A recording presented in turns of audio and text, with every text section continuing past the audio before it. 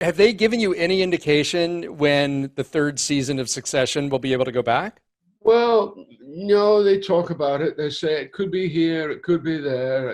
I mean, hopefully, this is my hope. I mean, there's no official start at all because we're still in a state of confusion about it.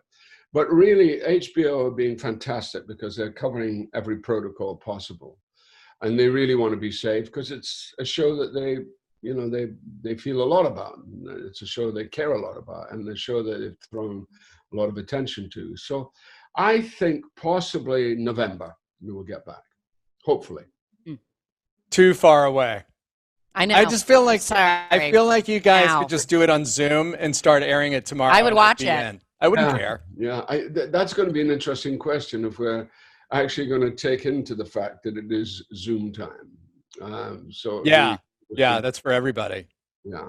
But no, we have a great exec producer, line producer called Scott Ferguson. He's been working out really very careful protocols about how we do it, and we want to be safe. But we also want to give a good show. And our problem with the show is because it's a verity show, because we shoot, on the hop, on the move, and we shoot chronologically. But I think that we've now got to change in a way to be more controlled. We have to use probably more sets than we did before. That's probably one of In the.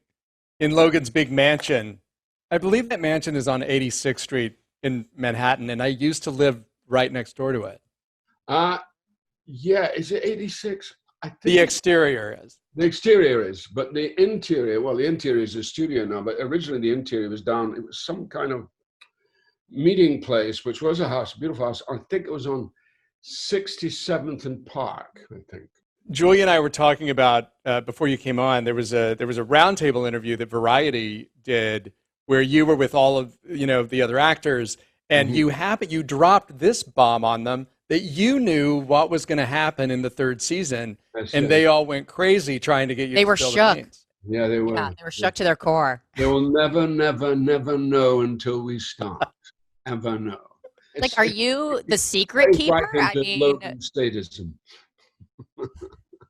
it does feel very Logan that you would be the only one that knows. Yeah, it was Jesse. We were just coming. I just directed my wife in a play in London, and we were coming to the finish of the play, and I literally had a day before they closed everything down, so I had a day to get out and see Jesse. So I went to see Jesse, and he said, "Shall I tell you about the next series?" And I nearly fell off my chair because he never ever tells you about the next series. And we never knew from episode to episode what was going to happen. And I gave it up. I'm one of those old-fashioned actors who likes to know what I'm doing. It's an old-fashioned concept, but and so So demanding. that's very demanding. So I said, well, no. And he said, would you want to know? And I went, no, please, it's fine. And then he told me, and it's jolly thrilling. That's all I can say. Oh, that's great. I know you can't tell us anything that's going to happen, but tell us because where we last left Logan he had been once again betrayed by Kendall and was obviously troubled, but also incredibly sort of proud of Kendall for stepping up and destroying his old man. It's a pre-occupational hazard, I'm afraid, all of that, or even post-occupational hazard. No, I mean, I think we'll go on from there, but there are many more twists and turns to come, like you could never imagine. And I just leave it to your taste buds to desire it eventually when it happens, but I can't tell you.